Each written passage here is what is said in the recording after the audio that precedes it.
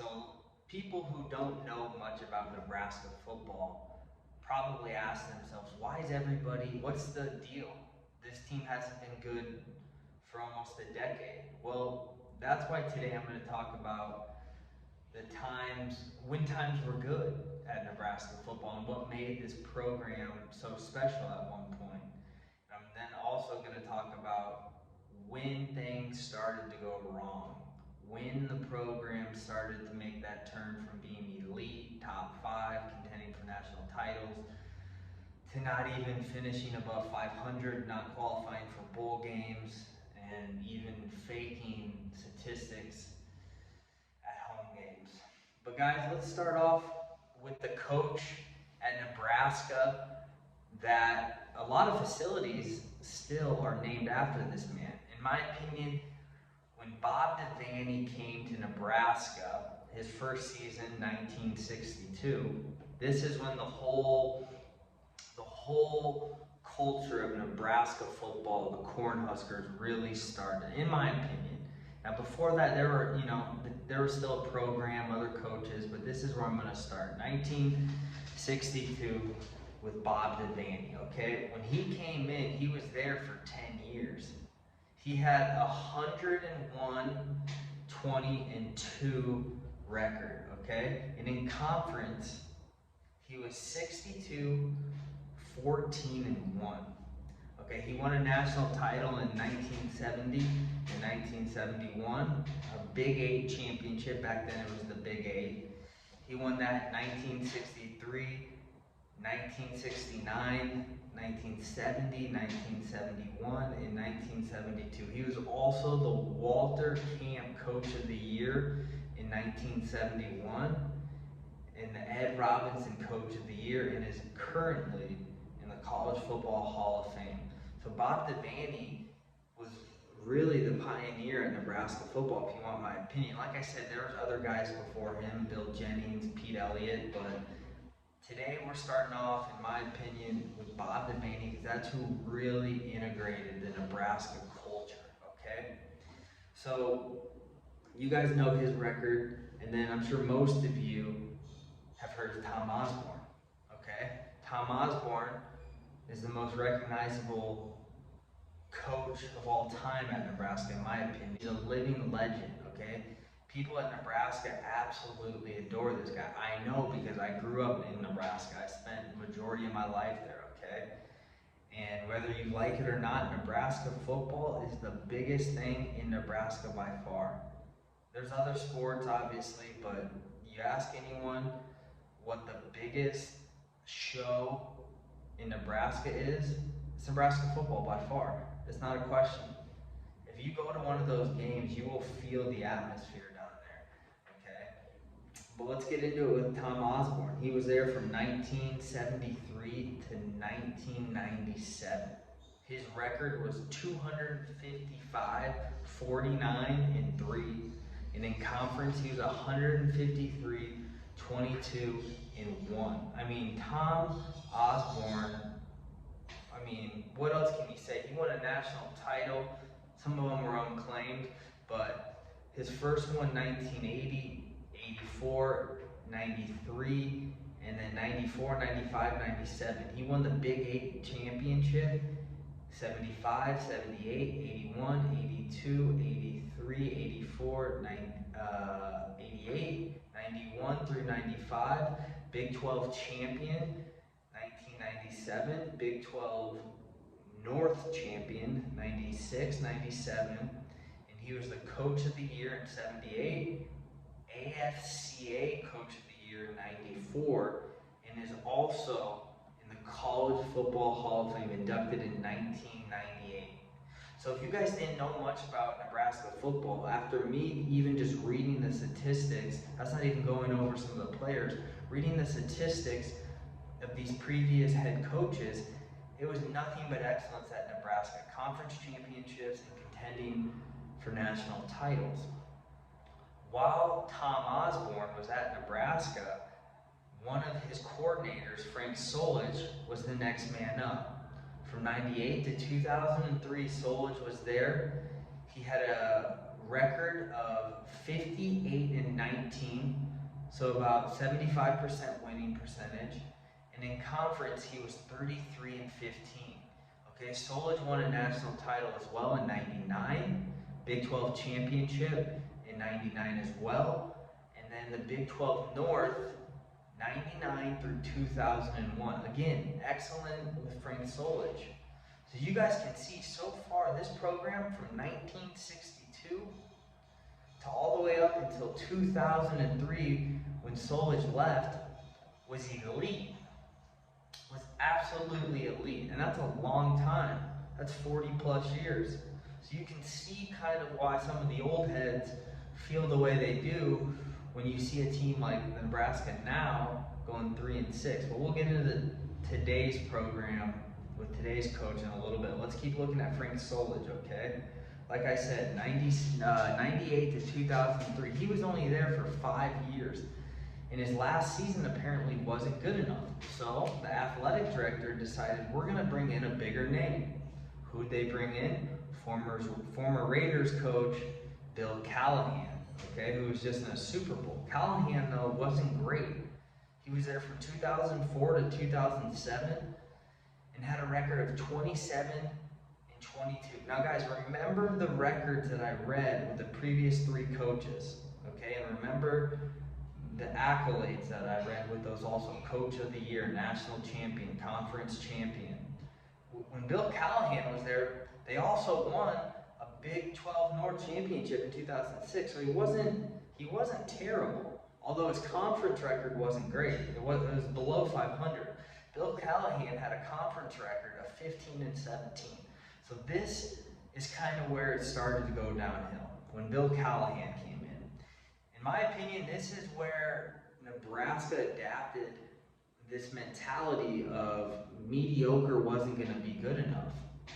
Okay, you can go 500, maybe a little above 500, but that's not good enough for Nebraska. And I understand that knowing the coaches prior to Bill Callahan. They had a culture of excellence. Mediocrity wasn't good enough. Okay? And that's why Bill Callahan left.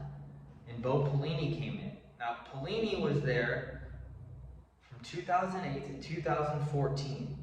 He had a record of 67 and 27 overall, so about 71%. His conference record, 38 and 17. He won the Big 12 North from 2008 to 2010 and was the Big 10 Legends Champion in 2012. So this is what confuses me.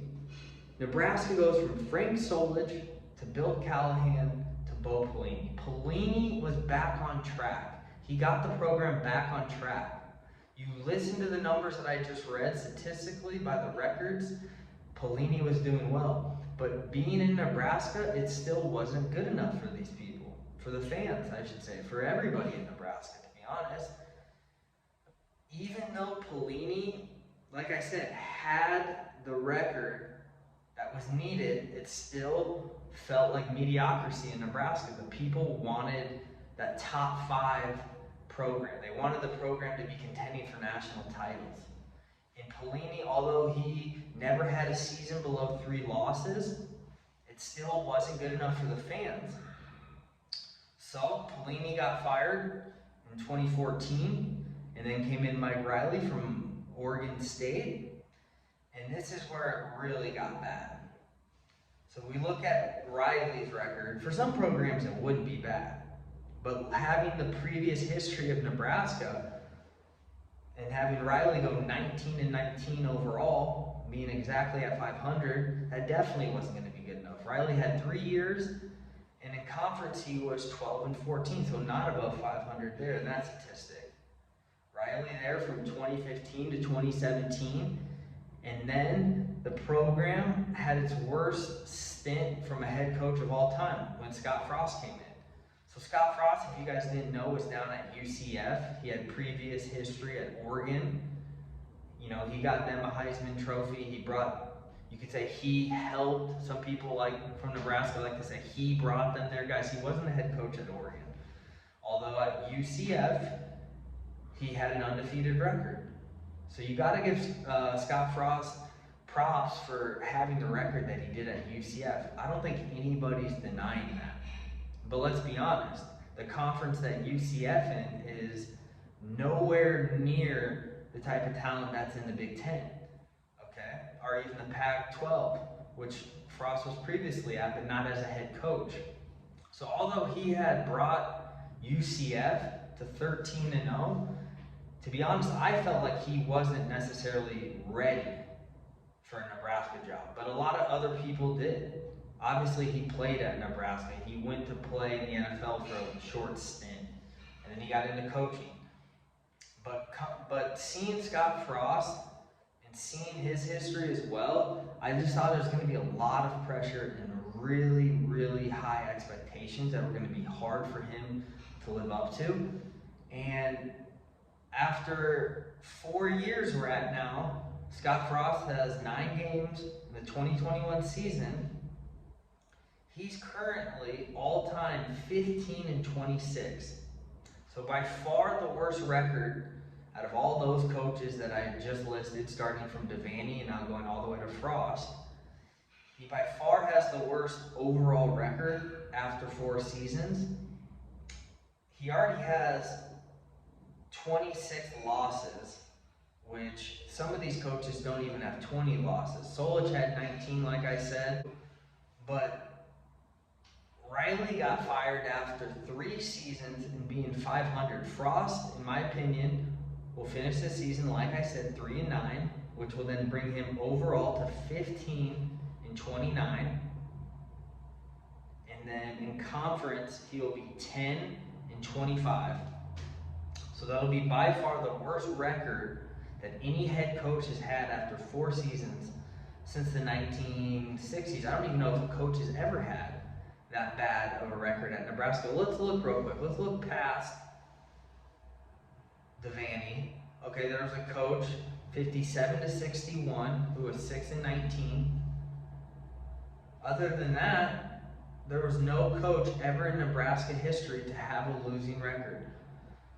So Scott Frost technically could go down as being statistically, by the records, this isn't an opinion thing, I have nothing against Scott Frost, I don't know the guy, but statistically the worst coach of all time after 4 seasons at Nebraska. Maybe it's a sign to switch things up. Like I said, Mike Riley only got 3 years. I think Scott Frost, obviously because his contract, because he's a former player, because he's from Nebraska, has a bit of a different situation. But obviously he's on the hot seat after being 3-6, losing to Purdue at home, also losing to Minnesota the week prior. He's now 0-6 off a bye. He has never beaten a top 25 team. And I'm going to get into this a little. I currently don't live in Nebraska anymore, but I've had people tell me that outside of football, this man doesn't necessarily conduct himself in the best manner. Now, I'm not going to get into this much, but what I mean by that is that the guy likes the booze a bit. And there's no problem with that. I'm not trying to come at this guy personally. But what I mean by that is if you're a Division I football coach and there's rumors about you floating around of being out at the college bars all the time or being drunk a lot of the time, it's just not a good look, and you're not going to be successful if those rumors are true. Now, I'm just saying, those are all rumors, but they're from people who live in Nebraska, who went to Nebraska, who are tied in to the football team still, so take with that what you will. I don't hold that against him. I'm just saying, when you look at a coach's performance and it's this bad, and there's also rumors outside of the game going around, it's not good, because then people start to look into those. If Scott Frost had a winning record, if they were top in the Big Ten, none of those rumors would even matter. No one would care. They would just be rumors, and no one would think more about him. But now that his performance is what it is, being 10-22 in the Big Ten, being overall 15-26 at Nebraska, losing games at home, not being able to beat a top 25 team, those rumors start to get heard more. People start to look into him a little more. So who knows what the story is with Scott Frost. I also made a video talking about how Adrian Martinez has been the worst quarterback in the past 40 years, how he should have been benched. That goes on Scott Frost. He threw 4 picks last week. If he would have been benched, obviously he wouldn't have been able to make those picks. At this point, I do not understand why Scott Frost continues to play Adrian Martinez. In the previous post-game interview, Frost talks about, he's asked blatantly, are you going to continue to play Adrian Martinez? And he said, yeah, we have no one better. Okay, but again, that sets a standard of not accepting excellence. I just don't understand it. I'll never understand how a guy can make that many mistakes and have a deficiency of turning the ball over that much, and you continue to play him in one of the best conferences in college. It doesn't matter if you think he's better than the backups or not, because he's had so many turnovers at this point. You have to set the standard that it's not okay to turn the ball over that much, and you got to play somebody else. And like I said, you're probably going to lose the game anyways at this point, to Iowa, to Wisconsin, to Ohio State. So why not put in another guy? Restart the culture. And if he comes in and doesn't do well, then you get another guy and you figure it out. But Adrian Martinez is just not the answer. And that's one of Frost's biggest downfalls, is having Adrian Martinez all these years. I think if he would have got a new backup quarterback from the time he got there, maybe it could be a different program. Maybe he'd have a different record, but that's not the case. And that falls back on Scott Frost. So who knows if he'll actually get fired? Who knows his actual relationship with Trev Alberts, the new AD at Nebraska, but it's not looking good. And it's sad to see the program go from what it was back in the 1960s with Devaney, with Osborne, with Solich, with Pelini, to go to this now. It's sad to see. Hopefully I'll be able to make a video, guys, in a couple weeks talking about the new head coach that Nebraska got. But if you didn't know, Trev Alberts was also a former player at Nebraska. And like I said, who knows what his relationship with Scott Frost is, because at the end of the day, that's the guy that would have to make the decision to get rid of Scott. So if they have a good relationship, if they're boys, Scott Frost isn't going anywhere. They're just going to keep giving him another shot. Keep giving him another shot. And to be honest, if they don't get rid of him, he can't really have a worse season than this year. I guess they could go 0-12. But 3-9, when they'll probably finish, is probably the worst that he could do. So who knows what's going to happen. I'm interested to see it. I probably won't watch another game because they're potentially going to get blown out by those 3 teams. Iowa, Wisconsin, Ohio State are all very good. I don't know if I'll be able to stomach it. And guys, I want to say this too. I want Nebraska football to do well. I want to see the program succeed. I want to see the program in the top 25. I want to see the program beat a top 25 program. I want to see, a head coach come in and bring in a good quarterback, have a good offense, have a good defense, have a complete program. But if I'm being honest, I just don't see that happening ever with Scott Frost, and that's just my honest opinion. I don't know who they get to fill those shoes, but I think Trev Alberts can figure something out. There's a lot of good coaches out there, but who knows what they'll do. I'll make a video talking about Nebraska football when the season ends, but I hope that gave some of you guys some insight why the fan base is the way they are. If you didn't know the history, hopefully you learned a bit. Guys, thanks though for tuning in. But again, if you're new, hit that subscription button, hit that like button. And until next time, I'm out.